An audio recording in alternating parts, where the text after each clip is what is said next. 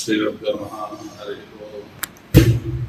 సర్వేషాం దేవదానానాం అన్నదానం విశిష్యతే. మనకి శాస్త్రంలో చెప్పినటువంటి విధానంలో అన్ని దానములలో కల్లా అన్నదానం నిన్న అనే శాస్త్రంలో చెప్తున్నాయి. అయితే మన ఇండ్లలో కూర్చొని మన ఇండ్లలో భోజనం రూపేణ 100 మందిని పిలిచి భోజనం పెడితే ఎంత ఫలితమో, క్షేత్రంలో ఒకరికి భోజనం పెట్టినా అందులో బ్రాహ్మణులకు భోజనం పెడితే ఇంకా విశేషమైనటువంటి ఫలితం వస్తుంది అని మన శాస్త్రంలో చెప్తున్నాయి. అదే విధంలో ఇక్కడ అన్నవరంలో సత్యనారాయణ స్వామి వారి ఆలయంలో కొండ కింద దేవస్థానానికి సంబంధం లేకుండానే బ్రాహ్మణ అన్నదాన సత్రం అని 1987 సంవత్సరం నుంచి ప్రారంభమయ్యి నేటి పర్యంతము కూడా చక్కగానే జరిగింది. అయితే మొన్న కరోనా వల్ల చాలా ఇబ్బందుల వల్ల ఈ యొక్క ఉన్నటువంటి సత్రం యొక్క బిల్డింగ్ లో కూడా కొన్ని మార్పులు చేర్పులు చేయడం వల్ల కొంతకాలం అయింది.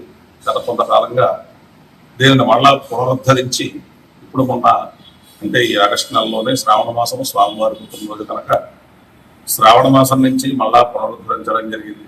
ఇక్కడ ప్రతినిత్యము కూడా ఎవరు వచ్చినా ఉదయం 11 గంటల నుంచి మధ్యాహ్నం 2:30-3 గంటల పర్యంతము కూడా ముందుగా తెలియపరచి వచ్చినా లేదు అప్పటికప్పుడే వచ్చి ఇక్కడ కూర్చొని కాసేపు మీరు కనుక కూర్చుని ఉంటే మళ్ళా వంట చేసి వంటను వడ్డించడం జరుగుతుంది. 100 మందికి పైగా ప్రతినిత్యము కూడా భోజనం పెట్టాలి అనే సదుద్దేశ్యంతో పునఃప్రారంభం జరిగింది.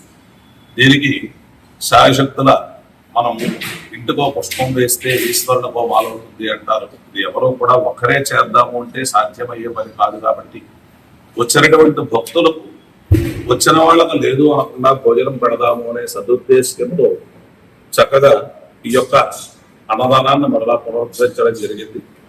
కాబట్టి ఆసక్తి కలిగినటువంటి భక్తులు మీ గోత్రనామాలతో ప్రతి నిత్యము లేదు నెలకొక్క పర్యాయము సంవత్సరానికి ఒక పర్యాయమైనను సరే మీ పేరున మీ గోత్రనామాలతో లేదు మీ పెద్దవాళ్ళ గోత్రనామాలతో కానీ లేదు మీ జన్మదినం, వివాహదినం, పిల్లల యొక్క పుట్టినరోజు ఇలాంటిది శుభ కార్యక్రమాలు చేసుకునే సమయంలో మీ గోత్రనామాలతో ఇక్కడ వచ్చినటువంటి బ్రాహ్మణులకు భోజనం పెట్టాలి అనే ఉద్దేశ్యంతో ఉన్నటువంటి వారు మీ గోత్రనామాలు చెప్పుకొని దీనికి ఉన్నటువంటి క్యూఆర్ కోడ్ ద్వారా కానీ లేదు IFSC కోడ్ కానీ ఉంది. యూనియన్ బ్యాంక్ ద్వారా మీరు ఏదైనా సరే ఇక్కడ జమ చేయాలి అనుకుంటే జమ చేయవచ్చు. దానికి ATC కూడా మీకు అవ్వకుండా ఉంటుంది. అంటే మీరు ఇన్కమ్ ట్యాక్స్ రిటర్న్లో కూడా దీన్ని చూపించుకోవచ్చు.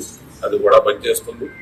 కాబట్టి మీకు ఉన్నటువంటి స్తోమతను చూసుకొని ఇలాంటి క్షేత్రాల్లో భోజనం పెడితే బ్రాహ్మణులకు విశేషమైన ఫలితం వస్తుంది. కాబట్టి వచ్చిన బ్రాహ్మణుడు భోజనం చేయకుండా వెళ్ళడం మంచిది కాదు. కాబట్టి వచ్చిన వాళ్ళందరికీ కూడా భోజనం పెడదాము అనే సదుద్దేశంతో దేవస్థానానికి సంబంధాలు లేకుండానే అన్నవరంలో కింద ఈ అన్నదాన సత్రం పెట్టడం జరిగింది.